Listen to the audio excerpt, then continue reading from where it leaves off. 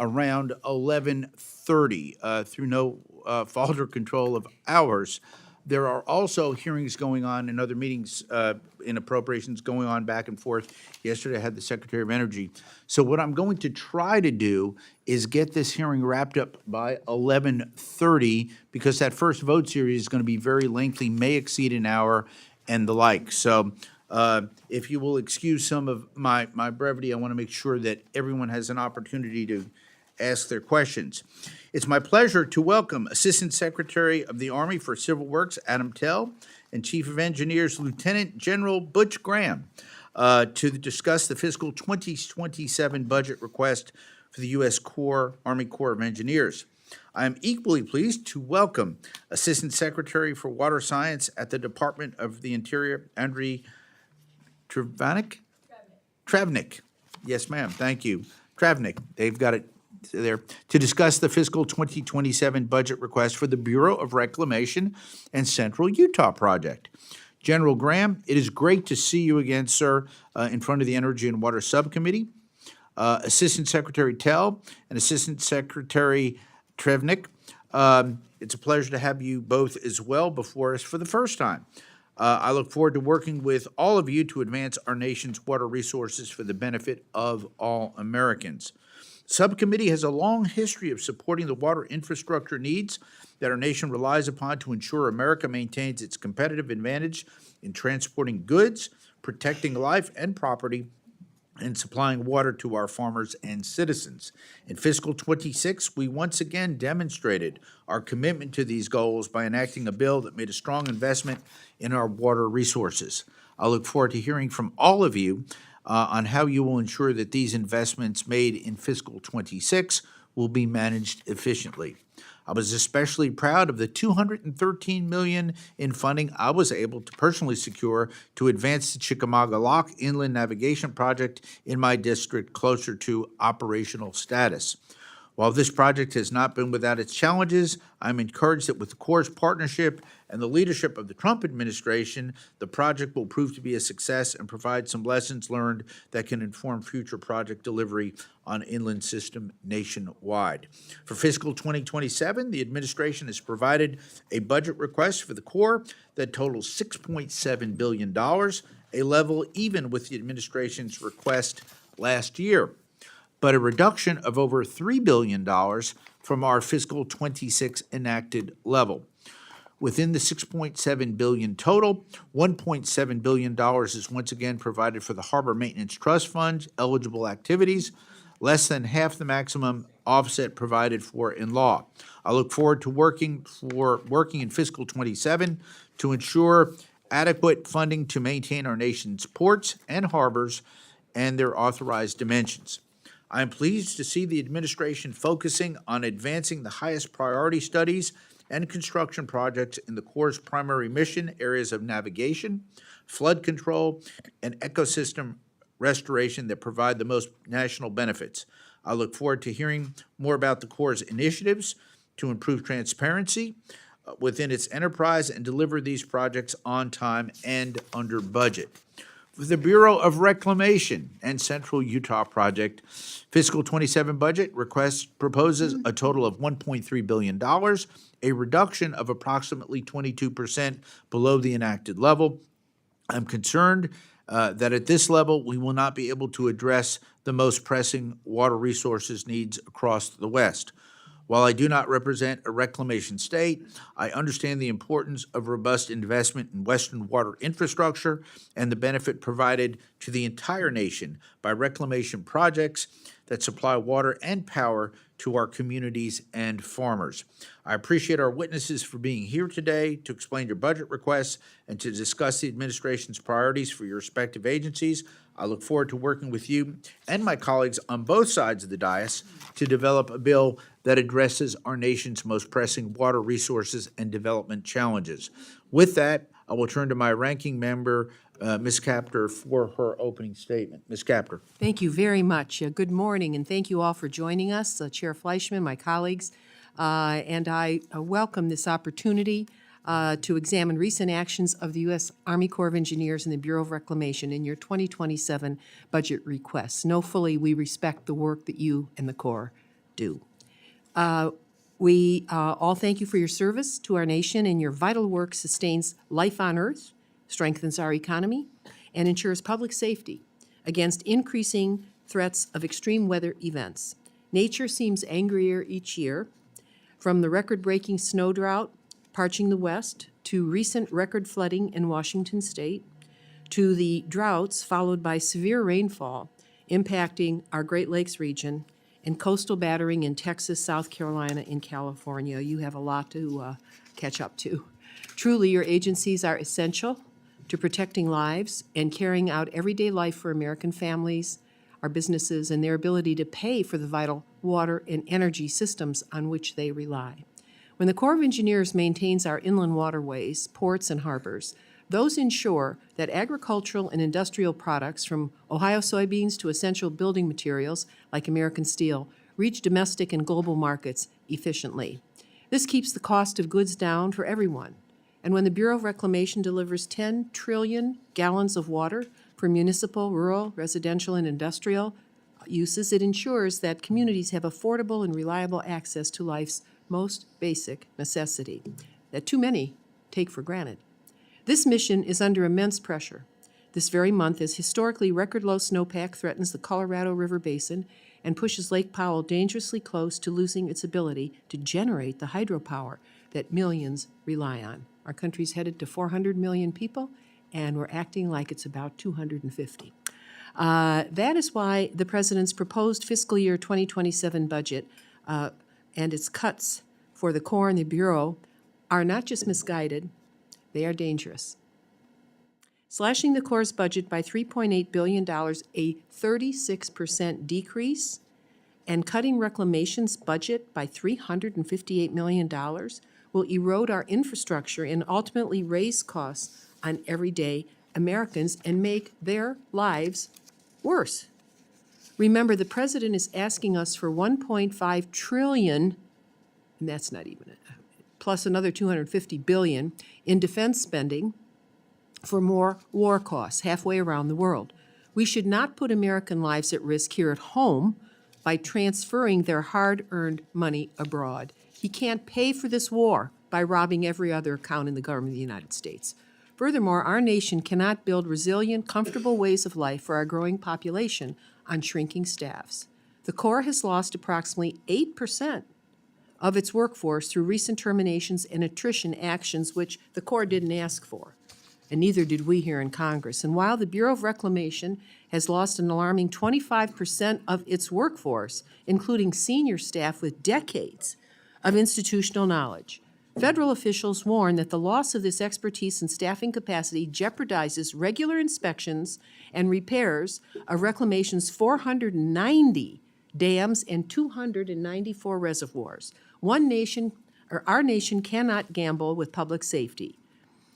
We all remember the tragedy in Texas just last year when at least 135 people, many of them children, died. Safety is paramount. I must also express my deep disappointment with and disapproval of the extreme politicization and lack of transparency we are witnessing regarding our nation's water infrastructure. During the longest government shutdown in history last October, the administration announced it would pause over $11 billion in funding for essential core projects simply because these projects are located in so-called blue states and cities. Where did that ridiculous idea even come from? We're talking about people and communities. What type of heavy, ham-handed harm was exacted on the American people? No administration in U.S. history has stooped to such political tactics, and this is not entertainment. What you work with every day is life itself. We are also seeing gag orders emerge from the Department of Defense that require all congressional communication to be routed through legislative affairs at the Pentagon. What do they know? Again, this is political manipulation that impedes the timely exchange of basic factual project information with this committee and members of Congress.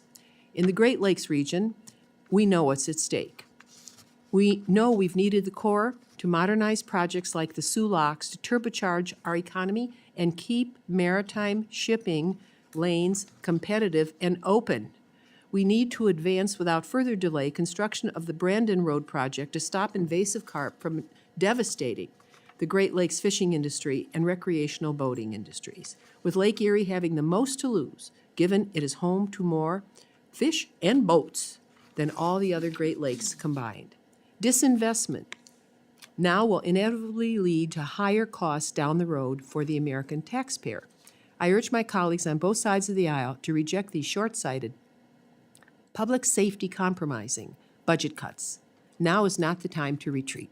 We must provide these agencies with the resources they need to lower costs for working families and safeguard our people for generations to come. Thank you, Mr. Chairman. I look forward to the testimony and yield back. And I thank the ranking member for her opening statement. Again, thank you to our witnesses for being here today. Without objection, your full written testimonies will be entered into the record. With that in mind, we would ask that you please summarize your opening statement in 5 minutes. Assistant Secretary Tell, you are now recognized for your opening statement, sir. Thank you, Chairman Fleischman. Chairman Fleischman, Ranking Member Capter, and distinguished members of the subcommittee, thank you for the opportunity to be here today to discuss the President's FY27 budget for the Army Civil Works Program.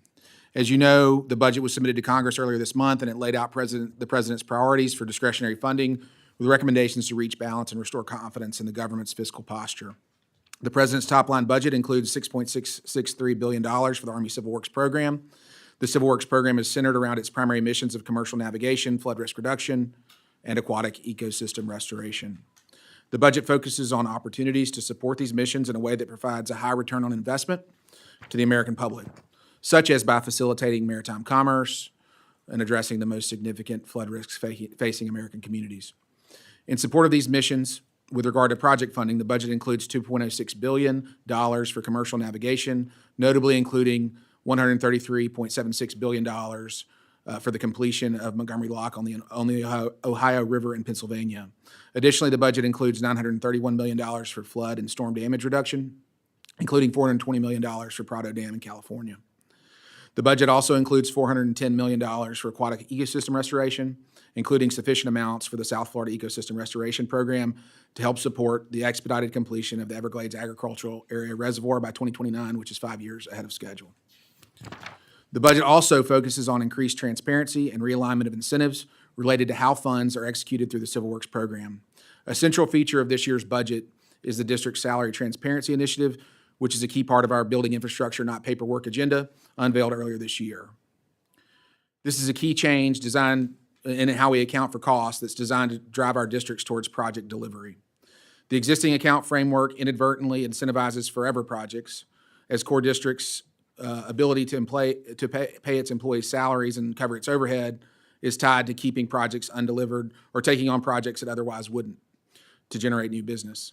This system also makes it difficult to distinguish the actual cost of personnel and overhead expenses, thereby obscuring how federal and non-federal funds are being utilized. To address this issue, the Corps of Engineers will now separate employee salaries and overhead costs from direct project costs. While this budget includes the same types of resources proposed in previous budgets, all salary and overhead costs are identified and reported in a separate account from the project's line item costs. This change is a key component of this administration's effort to promote greater transparency and accountability across the government. This new approach will deliver unprecedented transparency to decision makers within the executive branch and here within the legislative branch. It will also realign incentives to focus our enterprise on building infrastructure on time and within budget, rather than building districts through the endless production of government paperwork. Thank you all for inviting me here today. I look forward to your questions. Thank you, Assistant Secretary Tell. General Graham, thank you for being here today. It's an honor to be with you, sir. I thank you for your outstanding service to our country and also to all those who serve the Army Corps and our great United States Army, sir. You are now recognized for 5 minutes for your opening statement. Chairman Fleischman, Ranking Member Capter, and members of the subcommittee, I'm honored to testify before you today in regard to the President's fiscal year 2027 budget request for the United States Army Corps of Engineers. Through the Civil Works Program, the Army Corps works with our partners to study, build, and operate water resource projects focusing on our three main mission areas of commercial navigation, coastal and upland flood storm damage reduction, and aquatic ecosystem restoration. Let me break those down. The navigation program, which consists of our coastal Great Lakes, channels as well as the inland rivers and our key intercoastal waterways, it underpins much of the nation's economy, ensuring that commodities can move reliably and efficiently. Our flood and coastal storm damage reduction programs maintain 746 dams, over 13,000 miles of federal levees, 450 miles of shore protection. All of that provides, on average, over $200 billion per year in flood damages avoided. Mr. Chairman, Ranking Member Capter, we're a great investment for the American people. The Civil Works program for 2027 is performance-based and focuses on high-performing projects and programs. The discretionary request includes $6.663 billion for the Civil Works program.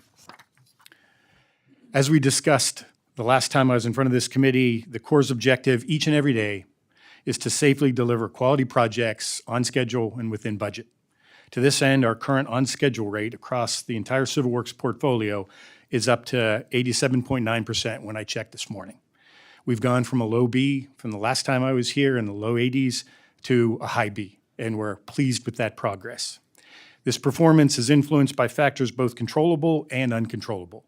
Focusing on the things we can control, the Army Corps is absolutely committed to procedural improvements in the following three areas.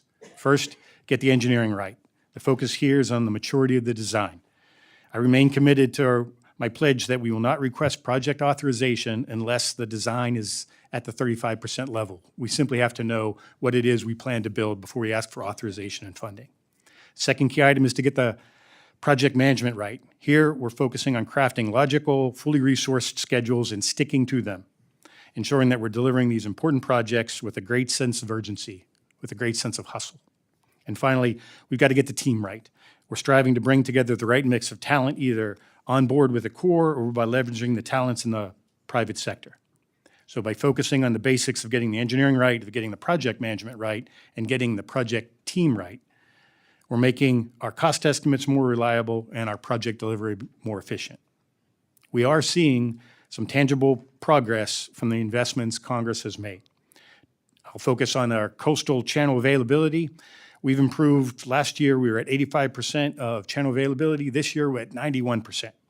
Congress is investing more in us, and we're delivering more for the American people. And that means that 91% of the tonnage entering our ports is moving undisturbed through the system. That said, there's much more work to do, more improvements to make. Thank you for the opportunity to testify today, and I look forward to addressing your questions. And I thank you, General Graham.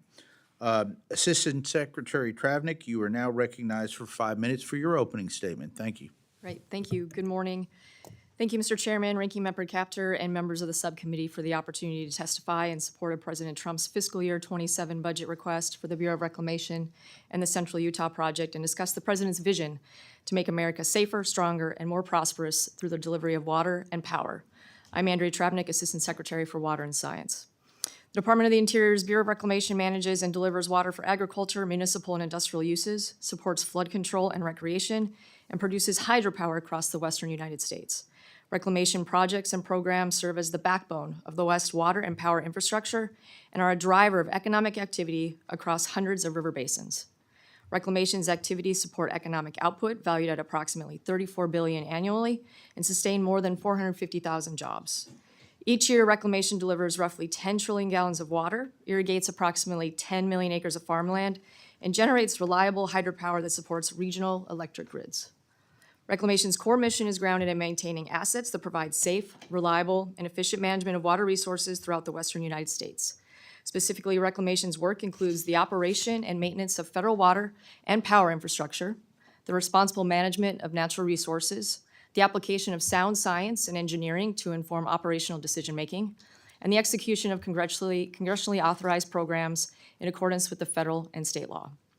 Reclamation carries out these responsibilities across 17 western states and works closely with water and power customers, tribes, and local partners to deliver authorized benefits efficiently and cost-effectively, with priority given to contractual obligations to our stakeholders as well as efforts required by law.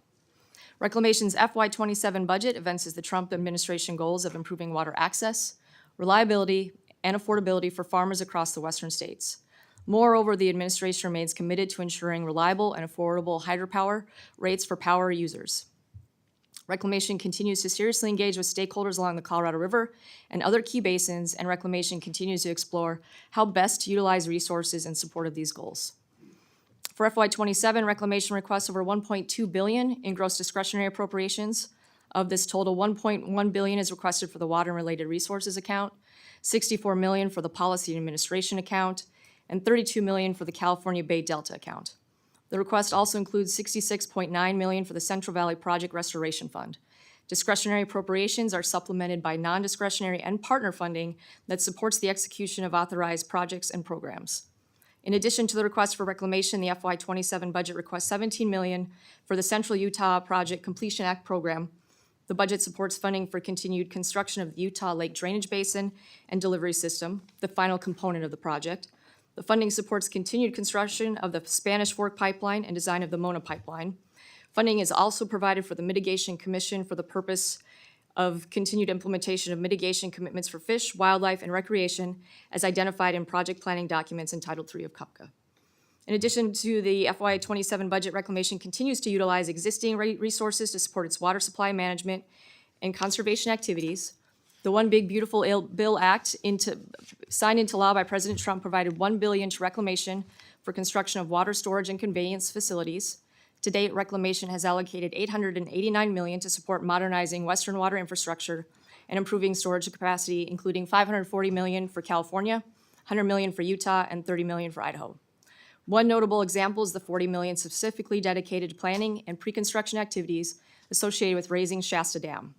Moreover, funding from the One Big Beautiful Bill Act also will be used to construct a conveyance and pump storage project for the Lewiston Orchards area in northern Idaho and to replace a 110-year-old Strawberry Highline Canal in southern Utah County, Utah, with an enclosed pipeline to improve safety and water delivery efficiency.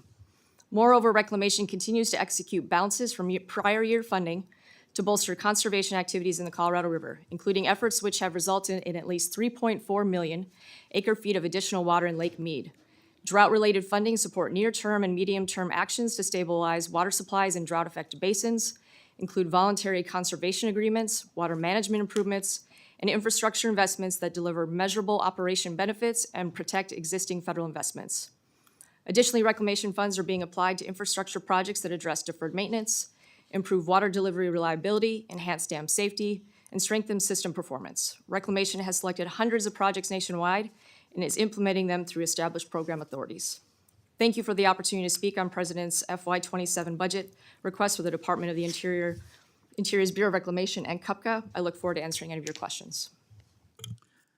Thank you, Assistant Secretary Travnik. We now begin with questions, starting with my own, and I am mindful, it's about 10:30. They say votes are going to be called around 11:30. So in the interest of brevity, I'm going to limit my question, General Graham and Assistant Secretary Tell, to Chikamaga Lock. I want to thank both of you all for your partnership with the Chikamaga Lock Replacement Project in my district. I'm extremely pleased that the Corps was able to award the final construction contract earlier this year. I thank you for that. Thanks to the $213 million I worked to include in the fiscal 26 bill for that funding. It is important to ensure, from my perspective, that there are no further delays as they take place as these contracts finish. That is my goal. It is now, once again, fully funded to get it completed. My one question, actually, too, is what is the updated timeline for Chikamaga Lock to be operational, and how is the Corps working to complete previous contracts without delaying final construction? Thank you.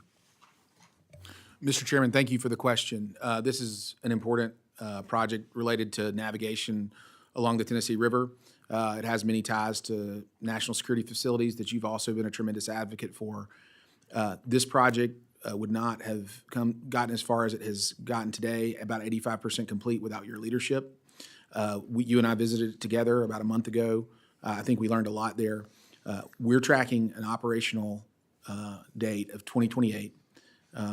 There have been ongoing contract discussions related to that project. I'm not going to get into those here. I'll allow General Graham to do so. This is an important project, and we believe that the challenges related to contracting will not affect the timeline. Thank you, sir. General? Chairman, just to add, we're certainly watching finishing Chikamaga lock closely. As the Assistant Secretary said, 2028 is our commitment to deliver that. We've got a great contractor on board now with that additional funding that we received in 2026, and so we're excited about getting this finished. We got a few bumps in the road with finishing the work from our current contractor, but we're committed to working collaboratively across both those contractors to get this project delivered. Thank you, gentlemen, and I look forward to working with you to complete this lock project. Appreciate that. With that, I'm now going to recognize the ranking member for her questions, and I want to make sure that everyone can ask the questions that they wish. Yes, Ms. and Mr. Capper. Chairman, I'd like to suggest that we do a second hearing with the Corps if we are unable to ask our questions today. This is an extremely important part of our government, and I'm offended that the leadership, not you, but recessed us for 2 weeks. And then when we come back, they co-plan hearings parallel to one another across this government, 3 different ones going on right now. I'm on all the committees, and I can't be there because I'm here. So I see what you're doing. I won't say the name of the congressman, but I'm very offended by the way, not you or anybody here, but your leadership is handling this Congress, and it's not with respect. Okay, so in terms of questions, Assistant Secretary Tell, the Sulak project I visited several times, and I visited again this year. And I was just so impressed with everyone there. It's critical to our maritime transportation system. But in September 2024, the Secretary of Army submitted to the Department of Defense a special salary rate request for Sulak's operators in response to pay reduction-driven employment losses across the Corps and the Department of Defense. 19 months later, Sulak operators continue to vacate their positions for higher-paying jobs elsewhere, risking the Corps' ability to operate the locks on a 24-hour basis and potentially delaying iron ore shipments to the Great Lakes region. When, and that goes into steel and so forth, so it's very important to us. When do you expect the department to respond to the pending request for an appropriate needed adjustment to the salary rate for Sulak operators to maintain critical operations there? And what are you doing to specifically prompt that response? And they didn't ask me to ask this question. Ma'am, thank you for the question, and I think we share, General Graham and I share your view about the importance of Sulaks. Sulaks, this is what allows a lot of the ingredients for our steel industry to transit the Great Lakes through Lake Superior, and into the remainder of the waterway system there. It is a project that is in the Upper Peninsula of Michigan. It's a remote location, and it does require special consideration in relation to how we pay the folks that are working on the Sulaks project. So thank you for your advocacy for that. I'm happy to get back to you on the specific question about the status of the request. We want to see Sulaks completed. There was $176 million in the FY26 work plan. There's $78 million in the President's FY27 budget. This is important to the nation. It's important to the entire Upper Midwest. We all share that, and we want to see this project complete. And as a nation at war, it's even more important. So Yes, ma'am. I would It's a appreciate- strategic asset for our nation. Thank you. I want to turn to the Ohio harbors here just for a sec. The Great Lakes Navigation System is an important waterborne transportation network, about 2,400 miles along the longest coastline in the country, actually. And one critical issue that remains for us is the beneficial use of dredge materials from our lakes. Do you share, General Graham, do you share General Spellman's goal of a 70% use of dredge material for beneficial use by 2030? And can you commit to me that you will continue to prioritize the development of dredge material management plans in Ohio that will be necessary as existing disposal facilities approach capacity? Ranking Member Capter, absolutely. 70% beneficial reuse is our goal. I think when we checked earlier, we're at almost 40-some%. We're not going to stop here. The redoing the dredge material management plans for all those 7 harbors with the Buffalo District is ongoing. That's a great step in the right direction. And the intent from both the port operators, the state of Ohio, and the Corps of Engineers is to view that material as a resource, not as a waste product.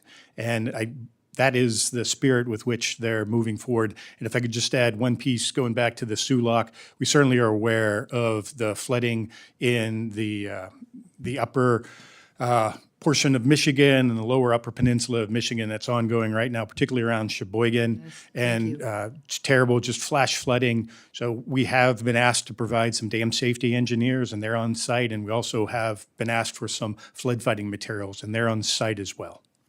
I haven't seen whether the water's come up to the base of the bridge, but it was about 7 inches away. It's a serious issue there, and thank you.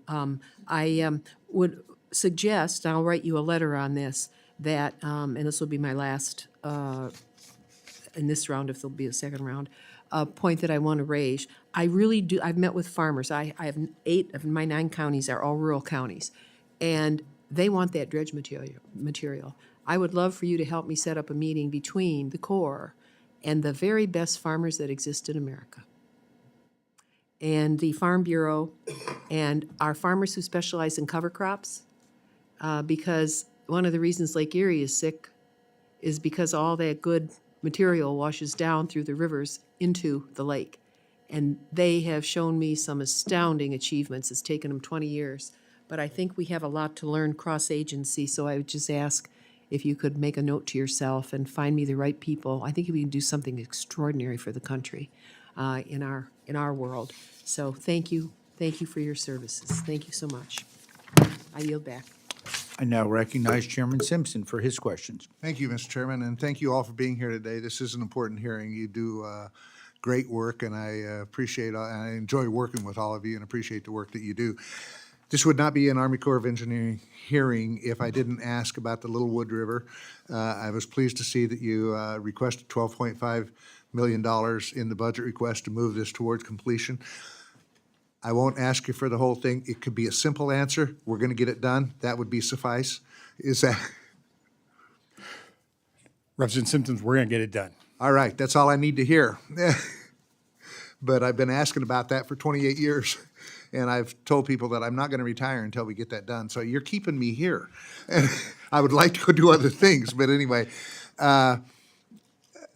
Assistant Secretary Travnik, I was encouraged to see that the Bureau of Reclamation released the first round of projects to receive funding from the Bureau's section of last year's reconciliation bill. You mentioned the Lewiston orchards.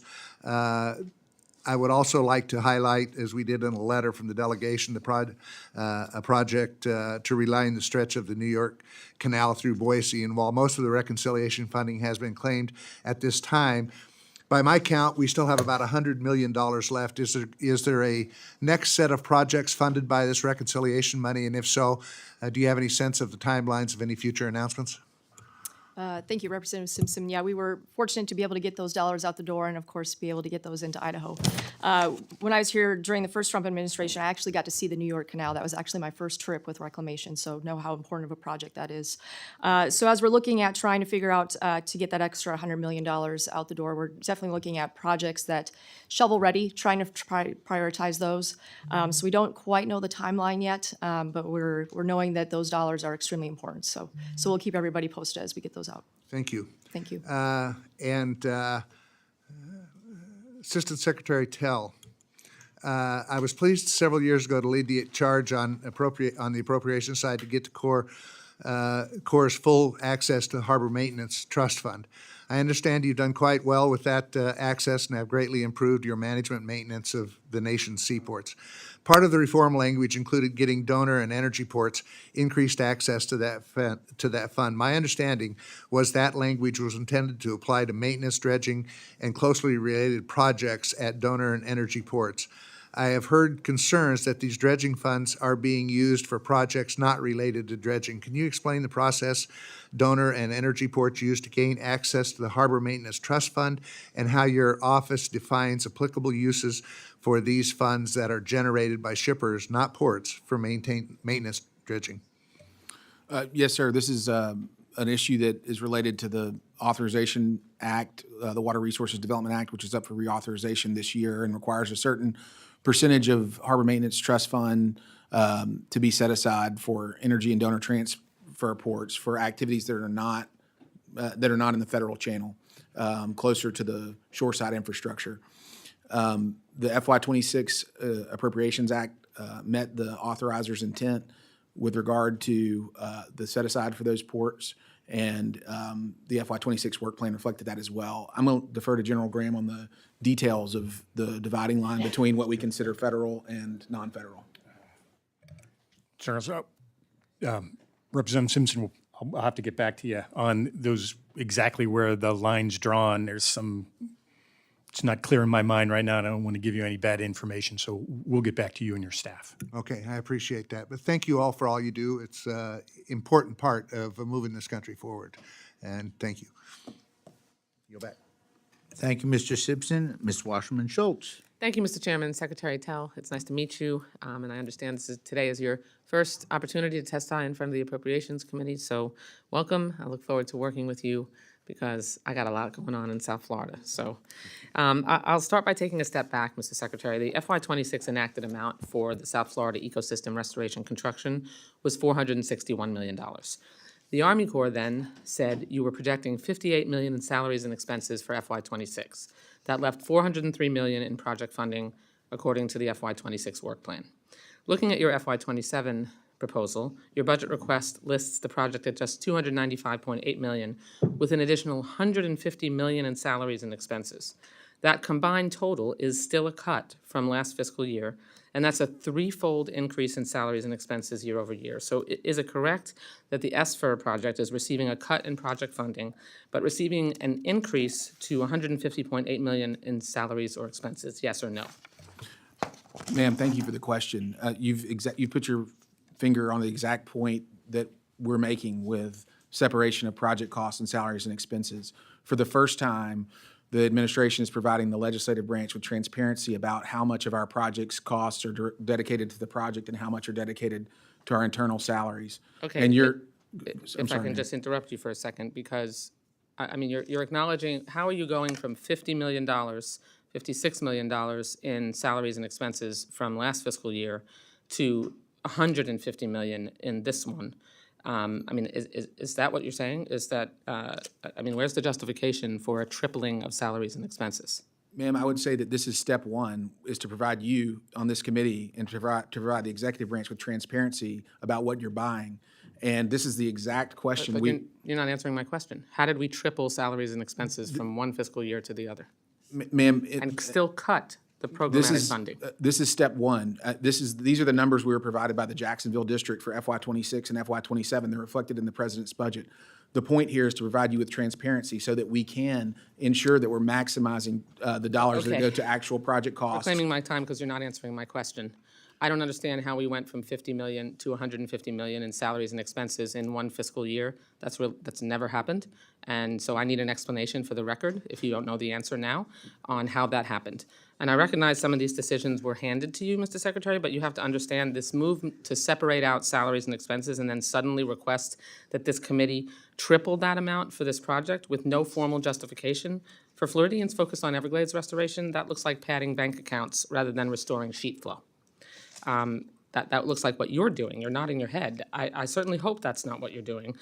I Another agree with you question. that that's what it appears to be, and I think that that's something that we ought to tackle together. We have the same goal here. Well, why are you asking for $150 billion in salaries? Why are you tripling the Ma'am. salaries and cutting? So you're acknowledging, you're tripling this, you're proposing to triple the amount of salary we provide, and you're cutting the actual programmatic funding here. Ma'am, this is transparency that the committee has never had access to. This is the whole point. We have It's your never, pro- we have. It's your you- proposal. I want to know why. Where's the This is justification? information that was hidden from you in previous budget requests. We're providing it to Okay, you so that you had a so that we budget can re- have this conversation. It was your budget request last year also, so that makes no sense This, to me. this spans administrations. It goes back Okay. decades. You're claiming my time. We're providing you We're with going to have lots of other opportunities to unprecedented talk. transparency. You're not. You're actually making it more opaque. Under your FY27 budget request, can you tell this committee that not one single project for South Florida ecosystem restoration will be canceled, delayed, or reworked due to a lack of funding? Because you're cutting the funding in this proposal. Ma'am, we share the goal of restoring. Can you commit that you are not cutting, canceling, or delaying, or reworking any South Florida ecosystem restoration project? Ma'am, I'm not aware of any action in this budget that would do that. Okay, we're being asked now to underfund this project to make room for grotesque salary increases, for cuts to actual investment, which is the first time in my memory that we'd be going in the wrong direction on the investment we're making in this restoration. I have a project, the C11 Canal in my hometown of Weston, that is being delayed, and now we're knowingly being asked to pour gas on that fire. Mr. Secretary, I'm really worried that you've got some rose-colored glasses on right now. Under the current funding levels, we already see shovel-ready projects like the C11 project in my hometown of Weston being delayed because of resource allocation issues. What's the goal of this change? Transparency, I understand, but there's a tripling. Are you saying that before the salaries and expenses were really much, much higher and it wasn't being that was not being factually represented in previous budget requests? Ma'am, until the fiscal year 27 budget request and the fiscal year 26 budget request, the administration had never shared with Congress or even looked itself at Including your administration. and this goes back decades. Okay. Had never had an honest assessment of what portion of the project costs that you provide are going to district salaries and But I expenses. need to understand why you're cutting program funding for Everglades restoration. That's The what's fiscal year proposed in this 2027 request. budget request for Everglades restoration is $446 million total when you include salaries and expenses, which is the exact But same the amount. portion to restore the Everglades is cut. It is a cut. Less money is being asked No, for ma'am, this year. the budget request for fiscal year 26 was $446 million, and this budget includes $446 million. Even separating that out, the $295 million that you're asking for is less than you asked for last year. Less.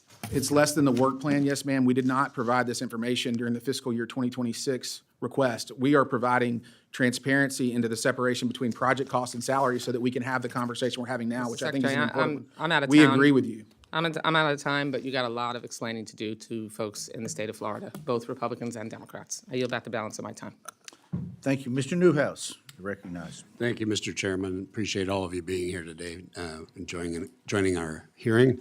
Assistant Secretary Travnik, good to see you. As you know, the 2024 retreat fire devastated the Yakima Valley in Washington State, in my district, burning more than 45,000 acres in its wake and severely damaging what's known as the Yakima-Tieton Irrigation Canal. This canal, which is over 110 years old and at risk of catastrophic failure, supports over $700 million in annual crop revenue and provides residential water supply and public safety fire suppression water to various communities. So I was pleased that the Bureau, in accordance with the FY26 Energy and Water Appropriations Act, declared the wildfire damaged and landslide imperiled state of the canal as an emergency, which is required to receive certain emergency funding, as you know. The next directive of that legislation is to provide financing to the local irrigation district, which I understand is the step that BOR is currently undertaking.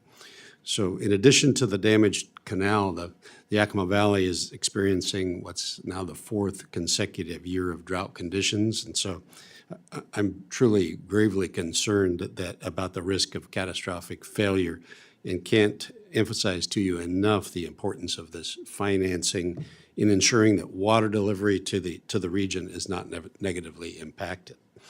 I also understand that BOR had a team look at the canal over the winter, which I hope provided an idea of the construction timing and associated financing needs. So with all that said, as a background, could you provide an update on where BOR is in this process? And additionally, I know we only have a few minutes here, I would like to set up a meeting with you and your staff after this hearing to discuss how we can assist in the process, as I have to emphasize strongly that repairing this vital waterway remains one of my top priorities.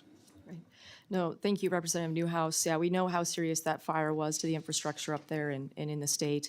Reclamation continues to want to be a strong partner with the district and with the state overall.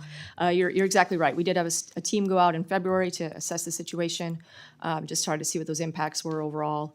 There's been a report that's been pulled together at the end of March here. So that's where we do recognize that, yes, qualifies for that, the conditional emergency extraordinary maintenance. We were looking at the aging infrastructure dollars to be able to put towards that, some of the remaining dollars that still exist. And with working through Reclamation, the Department of the Interior, we're able to get approval on that.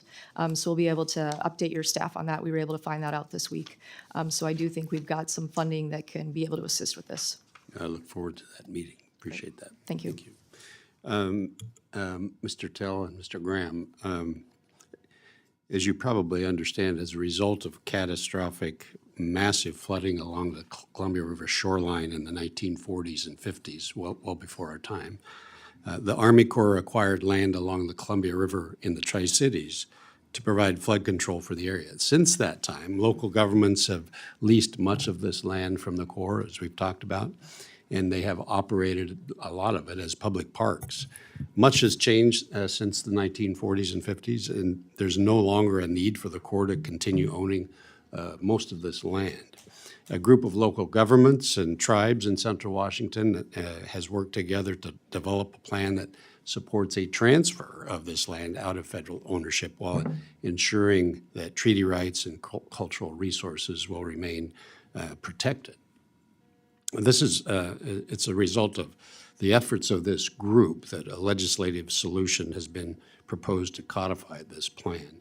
And I certainly appreciate the engagement of the Walla Walla and Portland districts that you've had with this group to discuss some of the more technical elements of making this happen. But I bring this to your attention because this effort has been, as you know, years in the making, countless meetings, and it's been truly fantastic to see that these groups have come to get together to develop a solution that benefits all parties. So thanks to you, to the Corps, for your work so far on this effort. And I hope that the working group will continue to receive the strong support that will be necessary from the district at the regional and the headquarters level. If you'd care to comment on any of that, I'd appreciate it very much. Sir, very briefly, I'll just say that these types of real estate issues are some of the most challenging issues we deal with. Quite often when the Corps of Engineers owns real estate, it's for the purpose of flooding it in extreme conditions. And so quite often, maybe a parcel straddles that line between what we intend to flood in an extreme condition and what we don't. Building infrastructure, not paperwork. Our reform agenda rolled out earlier this year really focuses on delegating, particularly recreation, our very important recreation programs to non-federal sponsors, state and local concessionaires to deliver better recreation for the public. And so to the degree that we can achieve that here while also ensuring that we're not putting people in harm's way in extreme conditions, we're committed to sorting this out. General Graham? Yeah, Representative Newell's absolutely for the great working relationship with the tribes and the Tri-Cities. If we don't need this land, we certainly want to get it back in the hands of folks that can put it to good use. I'm pretty pleased with the working relationships that we have right now. You know, there's some environmental nuances that we're working through, particularly with the cities and the tribes. But I believe that the cooperative teamwork that you seek is taking place, and our commitment to you is to continue to advocate for that. Yeah, appreciate that very much. I appreciate your attitude and helpfulness in this. Thank you. Thank you, Mr. Chairman. I've gone over, and I appreciate your forbearance. Yes, sir. Mr. Levin. Thank you so much, Mr. Chairman. The Army Corps Civil Works Program has a long history of working collaboratively with Congress to deliver for all Americans. And for years, my office has enjoyed a great relationship with the LA District, South Pacific Division, and with headquarters. This collaboration has meant that when the San Clemente Shoreline Project encountered hurdles, we worked with all levels of the Corps to adapt and complete the project.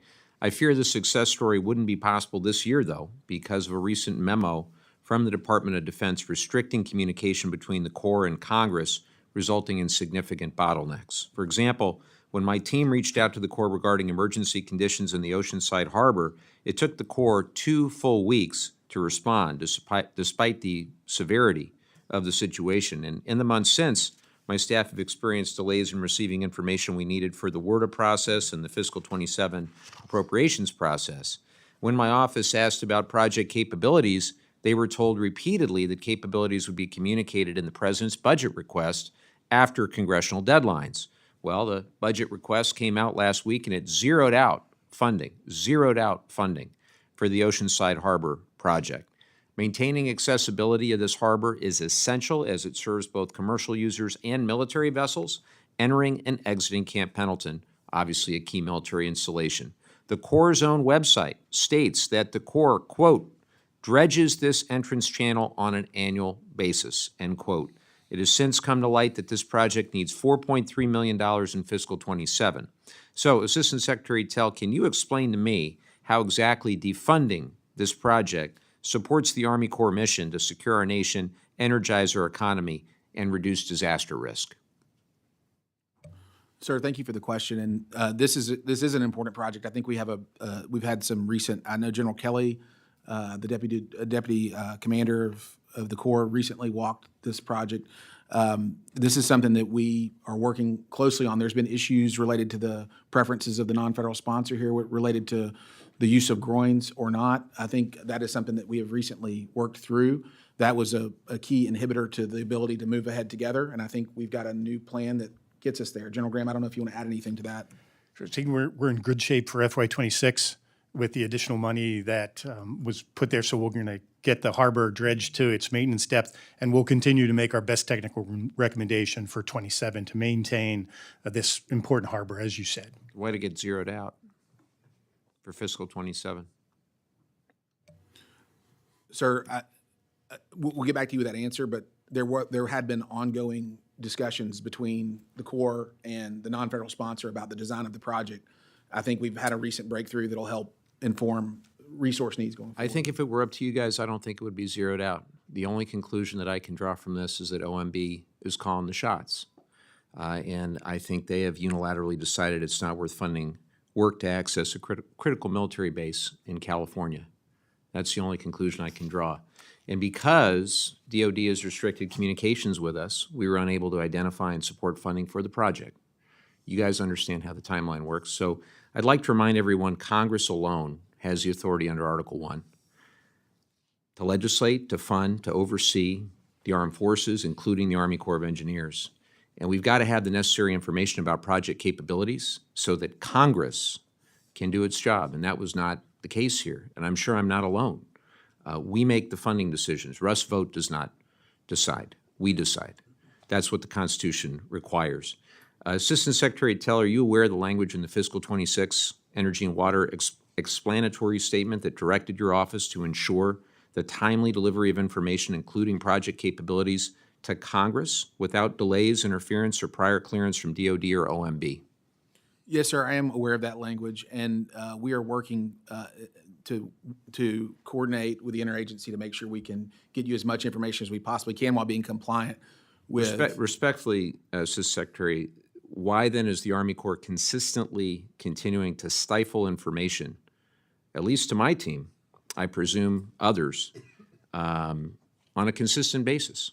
How do you square that? Sir, we're not stifling information. Our goal is to get you information that you can count on that's dependable, so that the right hand and the left hand of the organization knows what's happening. We want to get you Respectfully, consistent. sir, when I hear from my team that they are being stifled, I hear from you that they're not. I'm going to trust my team on this one. So I'd ask you to look into it, because that's certainly the feedback I'm getting from my team. Yes, sir. I'll just say Chairman Fleischman has been on us about this, about getting this information. This is something that we've been working with him on a daily basis to try to get you as much information as we can. He's been a tremendous advocate for the subcommittee in this regard. I think hearing your concerns, and we hear him as well, so thank you. I'll just conclude by saying you guys have to maintain good faith communication with us. This is not optional. It is required under the law, and we have a right as Congress to direct and timely information. And this is about the life and property that you guys are trying to protect. Sir, It's not acceptable. Sir, I would just offer, anytime that you aren't getting the information you need, I'm available to you. General Graham's available to That'd have you. been great about 6 weeks ago. Just let us know. We're here. Okay, we will. Yield back, Mr. Chairman. Thank you. And if I may, for the benefit of my colleague and friend, Assistant Secretary Tell has properly reflected to the committee and to you, sir, in his answer. That is absolutely 100% correct. So thank you, sir. At this point in time, I'd like to recognize the distinguished chairman of the Ethics Committee, Mr. Guest from Mississippi. Thank you. Thank you, Mr. Chairman. To our witnesses, thank you for being here today. Special thanks to you, Secretary Tell, for your history of service to our home state of Mississippi. you and I had the opportunity to visit before the hearing started about your recent trip to Mississippi, leading a delegation from the Pentagon there to the ERDIC facility located in Vicksburg. And just want to ask if you would take a minute to talk a little bit about the ERDIC facility. I know that's one of 4 across the country, about the important work that they do, and then how we as Congress can help promote what I would say would be a hidden gem within your agency. So could you just talk about ERDIC for just a couple minutes? And again, I know that wasn't in your testimony, but it is something important to our state and something that I really wanted to highlight because I think that they're doing phenomenal work there at all the ERDIC facilities across the country. Yes, sir, Congressman. Yes, and thank you for giving us the opportunity to talk about this. The Engineer Research and Development Center, which is, of course, the Corps of Engineers research arm, is headquartered in Vicksburg, Mississippi. It has labs throughout the nation that help contribute in every aspect of our work. General Graham wears multiple hats as the chief of the Corps of Engineers on the civil works side that deals with America's water infrastructure, and on the military program side that really deals with our military infrastructure and quite often our warfighting mission, the Corps of Engineers' contributions to the warfighting mission.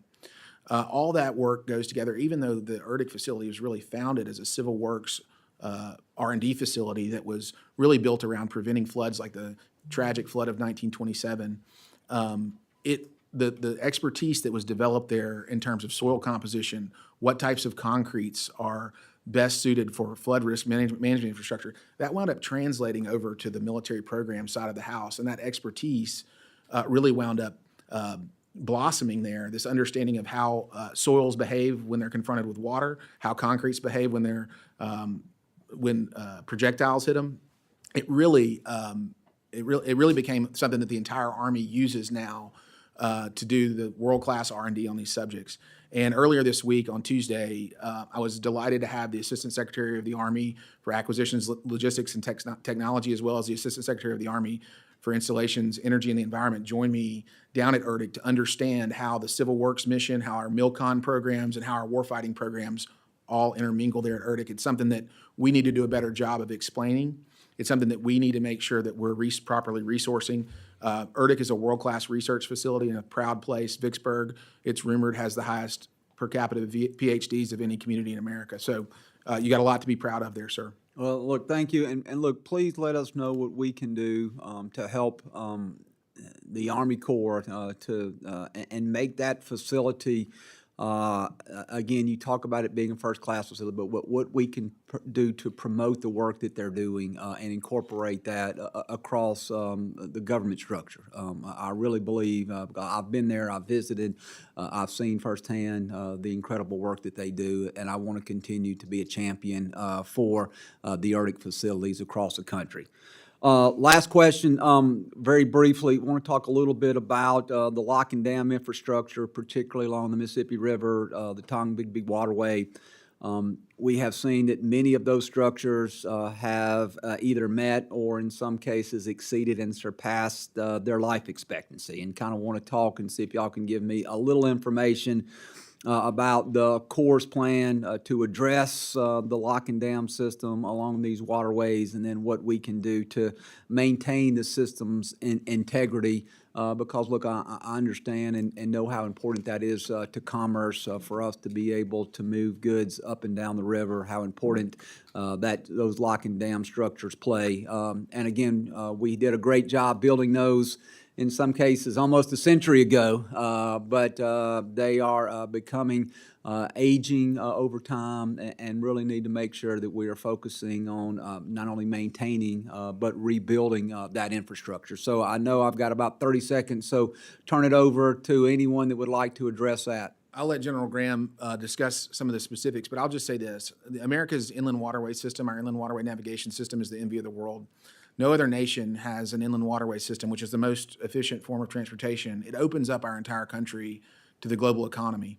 You think about the upper Midwest, you think about areas in your state and in the Tennessee Valley. And the Tennessee Tombigbee Waterway, I'll just say, is a critical connector between the Tennessee River, which is, which feeds into the Ohio River and then down the Mississippi, It allows the Tennessee River to have access straight down into the Tom Bigby River and ultimately through Mobile Bay in Alabama. And so this redundancy that we have in this north-south route is what the TENTOM provides for the nation. It ensures that if the Mississippi River is down for some reason, if it's a low water in the Mississippi River, we have an alternate route. And I'll let General Graham talk any specifics. And I'll go fast. Representative Gift, you're absolutely right. The failures we had at Holt and Demopolis are absolutely unacceptable. We are not providing right now a reliable transportation network to this key and booming part of the country. So this all starts with identifying what's the state of the current organization or this current infrastructure, and we've got a robust asset management program that does that. And that asset management program is all underpinned by great research and development. Last time I was down at Holt, we were putting galvanic protection on the lock gates, and we are one of the world's leaders on being able to do that for steel structures that are down in concrete. But we do recognize that we've got to provide to this subcommittee accurate assessments of the costs to maintain this vital part of America's infrastructure. And that's our commitment to you, sir. Thank you, and sorry for running over, Mr. Chairman. I yield back. Thank you, sir. At this time, I'd like to recognize the distinguished vice chair of this subcommittee from Texas, Mr. Cloud. Thank you, Chairman. Appreciate you having this hearing, and thank you, witnesses, for being here. Really do appreciate the difference we're seeing with this administration compared to what we've seen in the past. A real proactive approach based on getting stuff done. I recall times in the past where, it was very difficult to get things done. It's a big difference when you're working with an administration that's doing things right, trying to get to yes, versus an administration that's looking for every reason to get to no. And specifically, Secretary, your approach on let's get projects done, not just exist to create paperwork and to kind of spin the plate of procedural activity, and it's make a big difference. It's extremely important for our country, and especially, and I've said this before, when we think about the Army Corps in the past, us having a very proactive approach that we're in a race against China on infrastructure and building capabilities. And so I want to thank you for that. When I talk to people all over the country, they can see the difference, and it's going to put us in a strong position going forward. Wanted to talk about a couple issues that are relevant in my district, but also national priorities. One is the Matagorda Ship Channel. I know you're very well aware of it. The previous administration unprecedentedly rescinded the record of decision, first time for a congressionally approved project that had ever been done in history, really to kind of put this project back at zero. You've done a lot of work in kind of playing catch up for the previous administration. Want to thank you all for that. Want to know what else is left for us to be done in Congress, how important that this get into WARDA 2026. Anything else we can do from a congressional standpoint, even, I know one of the challenges is even the availability of dredges, for example, which we can throw more money, but that doesn't mean there's more dredges necessarily unless we work on that issue. Anything we could be doing, kind of in the how can we help you help us category? Sir, you're absolutely correct, and I was very pleased to visit Matagorda a few months ago. I mean, if you just think for a minute about what it would mean to our country if we could have a port that currently on the Gulf of America in Texas that currently is not performing up to its capability, and we could add an asset to our economy, to our ability to export petroleum products. I mean, this is a key opportunity, and this is one of the most difficult areas to navigate along the entire Gulf of America. And your advocacy for the Matagorda Ship Channel is well placed, and we totally agree. The FY26 work plan included significant funding for this project. You and I are in very close touch about what else may be needed, and in close touch with your constituents as well. And so we really look forward to working through this as we get into the design phase here. General Graham, anything to add on Matagorda? Our commitment to you, Representative Cloud, is that we're going to get the validation report and the Packer update in to WARDA 26. Right now, our timeline is to finish no later than 31 July, and our commitment to you is to make that. Appreciate it. Thank you. Y'all been really great to work with on this, and again, thank you. I wanted to touch on one thing with you. You could probably guess what it is. In the region, we're in severe drought in the Gulf Coast region, Corpus Christi specifically. We've been working on desalination. We've been able in legislation to begin the stand-up of a water technology center of excellence for the Gulf of America, to really bring a focus to what needs to be done along the coast for desalination, for best use of water technology and the like. Y'all have been very helpful, again, in what we need to do to bring a solution to this. The president was down recently, talked about, hey, we need to get this done. Wanted to ask you, I know one specific request is the city is working and preparing for application to the Smart Water Program, and our Water Smart program. And as of yesterday, our understanding is that they've submitted everything they need. I was wondering if you could speak to maybe the timeline and the decision on that, anything else we need to be doing to make sure that becomes a priority. I mean, you know how important it is to all the industry there, supplier of jet fuel for the country, strategic from a national security standpoint and the like, but we're running out of water, so. No, thank you for the question, Representative Cloud. Yeah, we know that we're seeing drought across the West, and of course, as it's impacting Texas. So desal, yeah, we're gonna have to all be leaning in, trying to make sure that we're using that tool in the toolbox and trying to figure out where those opportunities are. So you're exactly right. We've been tracking really closely the feasibility study. So I know that there's been multiple conversations with Reclamation just to make sure that you've got all the pieces in there. So I've been tracking very closely as well. Also, yes, there's gonna be a notice of funding opportunity. We're working through that. There'll be $120 million that will be available for that application process. I know that there was some discussion last time too, where I think there was a cap on it. So we're also looking for opportunities to possibly remove that cap. So don't know the exact timing as it relates to if there's anything else with your feasibility study, but please know I'm tracking it very closely to make sure if there's any issues, I'll make sure to follow up. Appreciate it. Thank you, Chairman. Thank you, Mr. Vice Chairman. Ms. Malloy, the distinguished chair of the Western Caucus, is recognized for questions. Thank you. Assistant Secretary Travnik, I'm going to start off on a really positive note. I want to say thank you. The Central Utah project is really important to Utah, and the announcement of funding to enclose the Strawberry Highline Canal is going to be good for water conservation, but it's also going to save failures of that canal and houses that are below it in the south part of Utah County. So thank you for that. I do have a question about, does the department anticipate a second round of 50501 awards this year? So thank you for the question, Representative Malloy. So we're working through that as well. So we're looking at those opportunities, are those available funds? So that's something that I can follow up on with you just to see what that time frame might look like. Okay, that'd be great. I was going to request a follow-up meeting at the end of my questions anyway, so All we'll right, perfect. I'll cross that off my list. The Great Salt Lake, the state, it's spending a lot of resources on that. It's another thing that's really important in Utah, besides being a large part of our identity. It's also a big part of the ecosystem, and the water levels are declining. We were really happy to see the president talking on social media about making the Great Salt Lake great again and including it in the presidential budget. And I want to ask if you will work with us and find ways to make sure that we're getting the most out of this opportunity where it's a high priority for the administration, it's a high priority for our governor and our state legislature. We need to get something done there. I just would love to work with you moving forward on making sure we're doing the right things that get us long-term results on the lake and not just a short burst of activity that makes everybody feel better.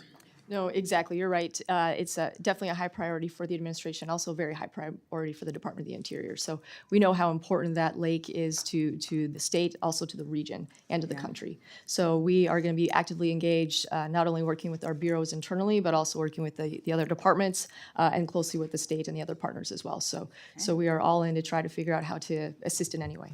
All right. We will be following up on that. Thank you. That was easy. Thank you. Assistant Secretary Tell, I have some questions from constituents of mine about WOTUS, Waters of the United States. After the Supreme Court's Sackett decision, the federal government doesn't have jurisdiction over a lot of areas that used to have jurisdiction over, but now the jurisdiction determinations are sometimes slowing down projects. Could you just speak to how often the Corps requires an entity to obtain an approved jurisdictional determination or a letter of non-jurisdiction before proceeding, rather than allowing a preliminary jurisdiction determination? So an AJD instead of a PJD? And has that changed since Sackett? Ma'am, thank you for raising this important issue. The Sackett decision clarified in a way that has never happened since the Clean Water Act of 1972 was enacted what the law means as it relates to our role in permitting activity within waters of the United States. As a result of that decision in March of last year, we issued guidance to our districts about how to adhere to Sackett.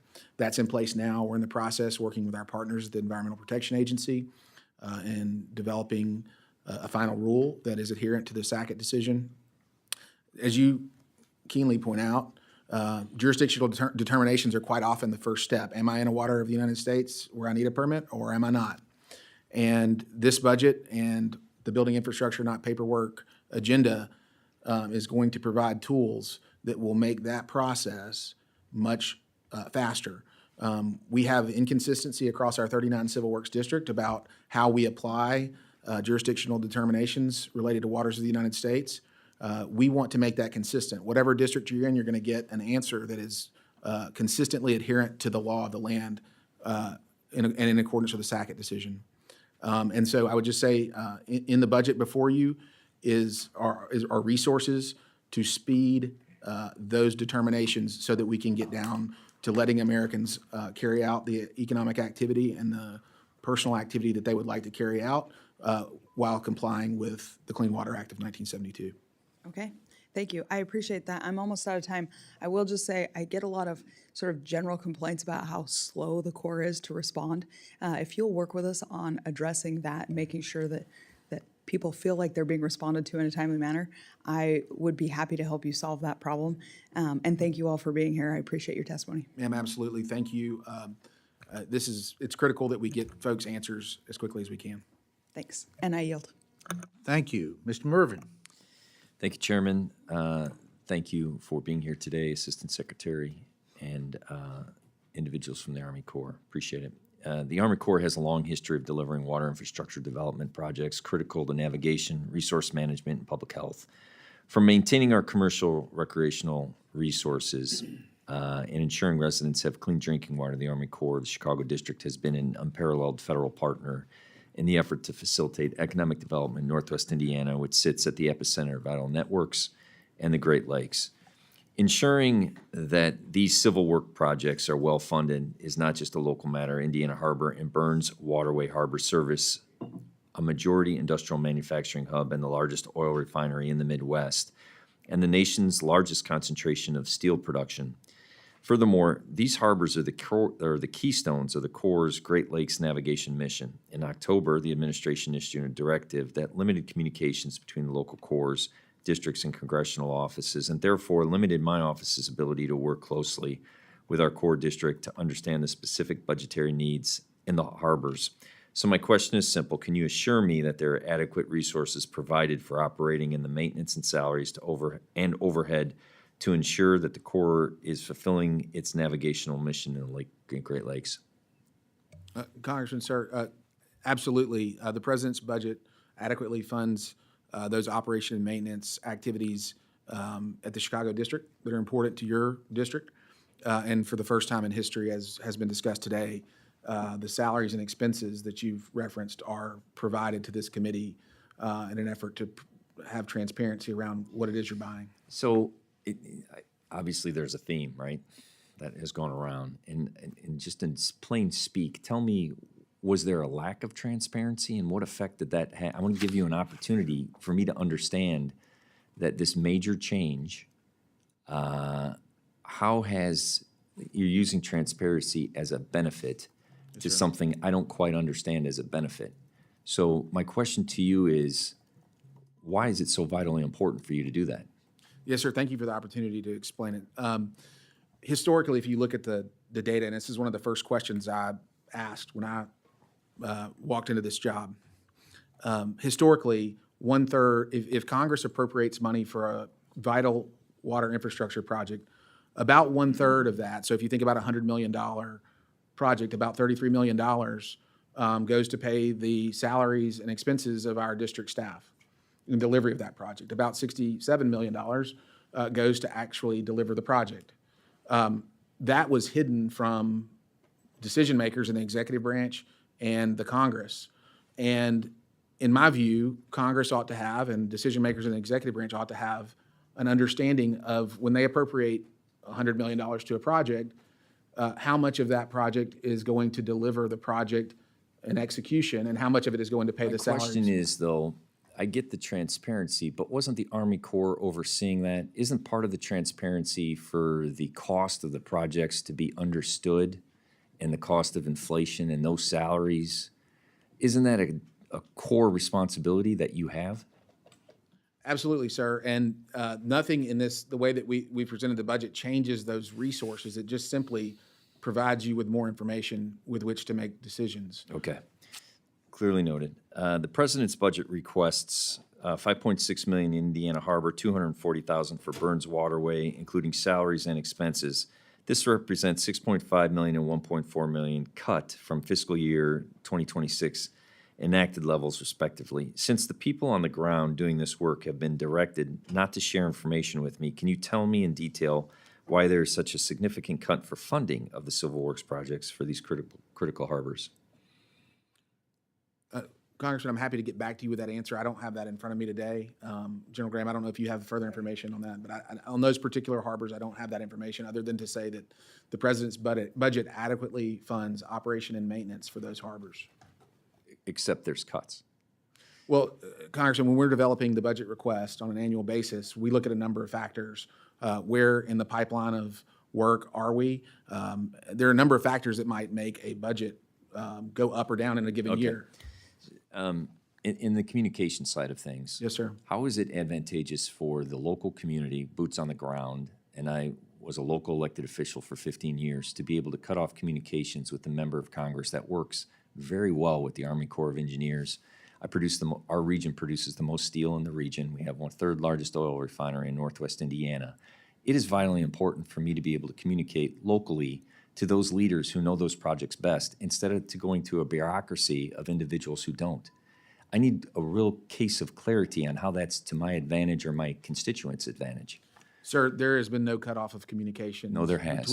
Well, look, I'll just say that the Secretary of War issued a memo earlier this So year. you redistrict, you basically, for you to say there's been no cutoff of communications is inaccurate. There has been. And I'm not blaming you, but let's just call it what it is. I would just say that the Secretary of War's memo took time for our organization to fully implement. And during that period of time, I think there was some hesitancy on our employees' part to engage with Congress before they understood the new normal. And I think that we have largely addressed that today. I don't think that there is a gap in communications. Now, there are certain types. Go ahead. And my time is up. Sorry. So yes, no, your testimony is that I can call my district office, ask a communicative question about how we should do projects in the future and how projects are going. They will answer me. Absolutely, sir, except in a case where it violates an administration rule like OMB Circular A11, which administration officials are required to adhere to. Thank you for your time. I yield back. Appreciate it. Thank you. While time permits, I'd like to thank my colleagues on both sides of the dais and our witnesses for very thoughtful and complete answers and the like. We can start a second round before votes are called at 11:30-ish. So I will begin with myself again. General Graham, I'd like to call your attention to another issue of tremendous importance to my home state, Tennessee, preventing the spread of invasive carp further into the Tennessee and Cumberland rivers. I get constant calls and community meetings about this, particularly in counties such as like Roane County and the like. Congress has upheld its commitment to Section 109 Asian Carp Prevention Pilot Program, including $10.5 million in fiscal '26. If I may, sir, where are we on finalizing implementation, and how are coordination discussions with states like Tennessee and Kentucky over PPAs and the TVA authority over an MOA progressing? And just in a general sense, what's a realistic timeline to construct an invasive carp deterrent? Thank you, sir. Chairman Fleischman, thank you for that question, and really delighted to see that $10.5 million in FY26, and we plan to put that to good use. We'll purchase the pilot equipment at Barkley, Lock and Dam, and what we learned there, we'll apply to the other locations. In particular, what we learned is, they call it a fish disco. We used all sorts of things, lights, acoustics, bubbler curtains, and what we found through great science is that, and hopefully I won't get quoted on C-SPAN with fish disco, the acoustics were the most effective. And so that's a great bit of understanding that we can then rapidly apply for the other locations. So we're still working through the kind of the funding challenges, because with pulling all those states together that border the Tennessee river system, we've got to do that in accordance with the state laws, and so we're working with some other entities that might allow us to do that. But our commitment is to take that money and put it to good use to prevent Asian carp from getting down the Cumberland in Tennessee. Mr. Chairman, if I might just add, there remains an interest in understanding whether there's a market for these invasive species that would incentivize fishermen and others to remove them from the system. And so we're not going to abandon that concept either. In fact, we're going to really explore that. It's been explored before, but we're going to further explore it as our understanding of Asian carp has developed. Thank you. And Assistant Secretary Tell, I appreciate that. I even seen some culinary interest in the Asian carp. So we wish you well in that endeavor in general in well as well. So thank you for that. In the interest of time, I think I am going to cease my questions and recognize the gentleman from California, Mr. Levin. I thank my friend, the chairman. Mr. Tell, if an energy project is sited near wetlands, project developers need to obtain a water permit from the Corps. And historically, the Corps has processed Clean Water Act and Rivers and Harbors Act permit applications routinely. Mr. Chairman, I ask for unanimous consent to enter into the record a report from Heat Map News. It's called "The Trump Administration is Now Delaying Renewable Projects It Thinks Are Ugly." Can't make this up. Ask for unanimous consent to enter this article. Thank you, Mr. Chairman. And the article details how the administration is transforming what was a routine process into one in which outcomes are based on an arbitrary density metric, which is really outside of any statutory framework, which effectively blocks only certain types of energy projects, which happen to be solar and wind projects. And as the administration looks to do that, they're making our energy bills more expensive every single day. It sort of defies logic during a time when bills are too high as it is. In September, Assistant Secretary Tell, you issued a directive to prioritize the processing of permits for projects based on, and I quote, energy density, end quote. That's a concept that the administration is using to systematically disadvantage wind and solar. And the deprioritization tactic is affecting projects primarily on private lands, That's different from the Interior Secretary, who doesn't want wind and solar projects to advance on public lands. Now you have the Interior Secretary blocking these projects on public lands. You have the Army Corps throwing up barriers for these projects on private lands. And again, all during a crisis of energy affordability and supply shortfalls. So with that as the context, Assistant Secretary Tell, how long does it now take for the Corps to process permits for wind and solar energy projects? And how does that differ from oil, gas, and coal projects?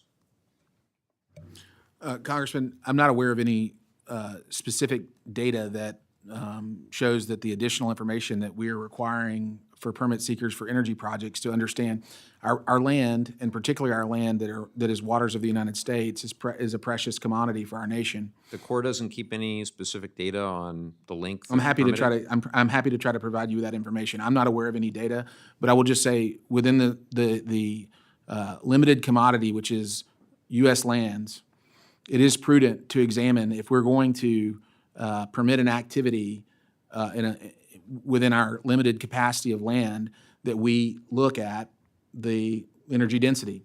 What level of energy production per acre is this project going to result in? It doesn't, the directive doesn't say there's a cutoff if you don't produce a certain amount of energy per acre. It simply says it's a consideration that we ought to examine as we think about how to use this limited resource. And what legal authority gives you the ability to consider energy density?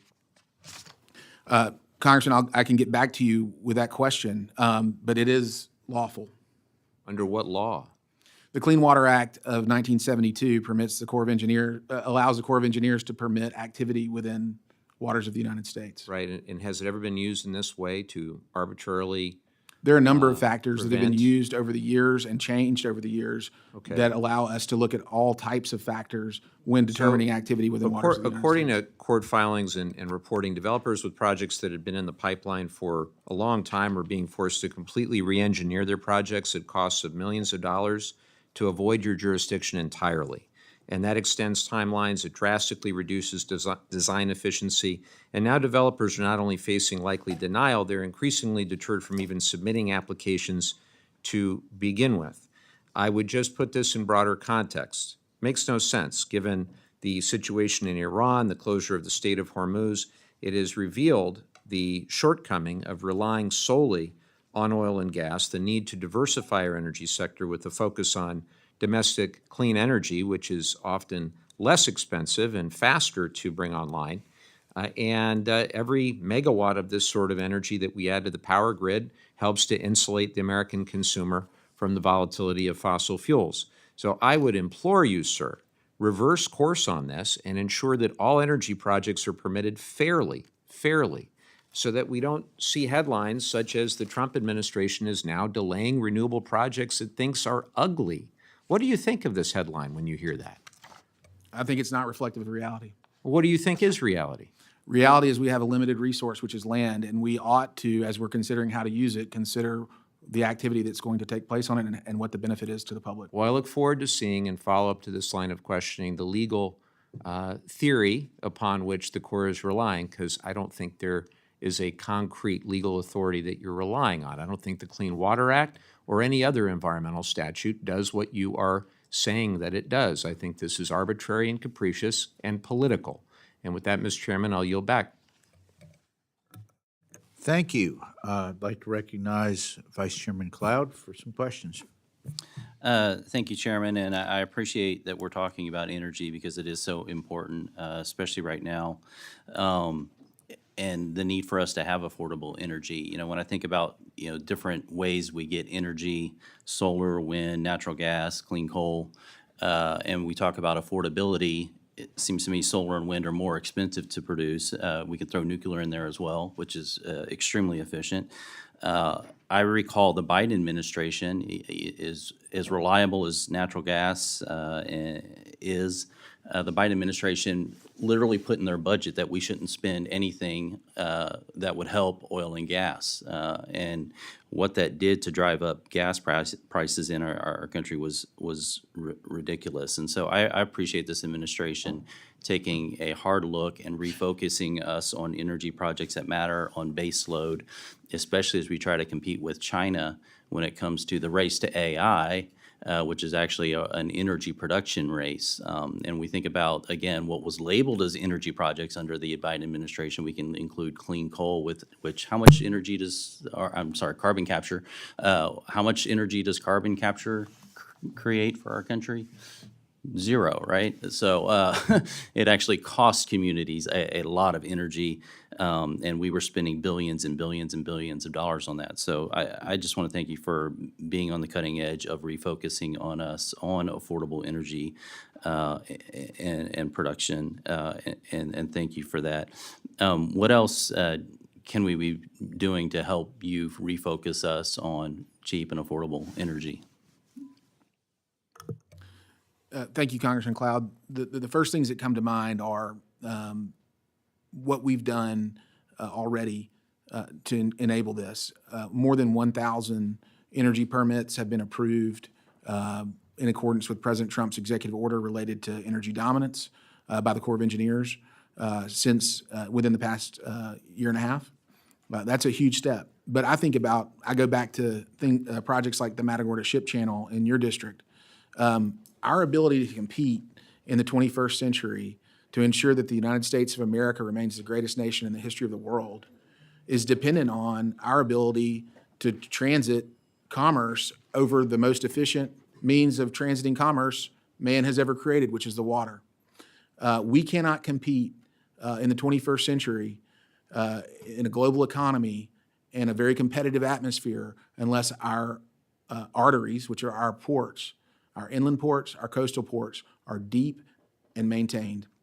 And the best thing that this subcommittee can do to help American energy dominance is to ensure that our navigation is competitive globally. It is a tremendous competitive advantage that we have as a nation, and we ought to use it for all that we can. Before I recognize Ms. Lee, I want to thank the Assistant Secretary. I could not agree with you more about the dredging and the need for that for our channel, so thank you, and that will be a priority for the chairman as well, so thank you.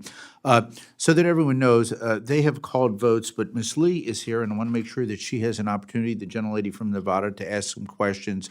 And so our witnesses know we have several hearings going on at the same time, so so glad that you made it, ma'am, and Thank you're you. recognized. Well, thank you for offering me the opportunity to ask my questions. Dr. Travnik, good to see you.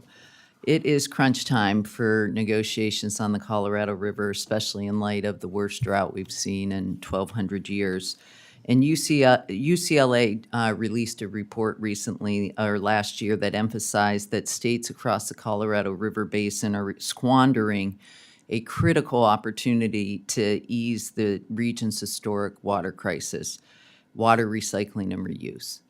Researchers found that just if the basin states were able to collectively raise reuse rates by 40% to 40%, we could gain nearly 900,000 acre-feet of new water annually, enough to supply nearly 2 million homes.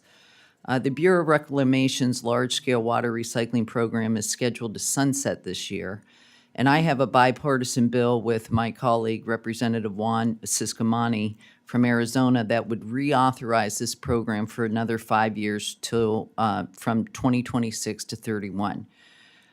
Do you agree with me and Representative Ciscomani that this program and similar efforts at the federal level to support water recycling and reuse represent essential tools in the Reclamation's toolbox to partner with states like ours in tackling the Western water crisis?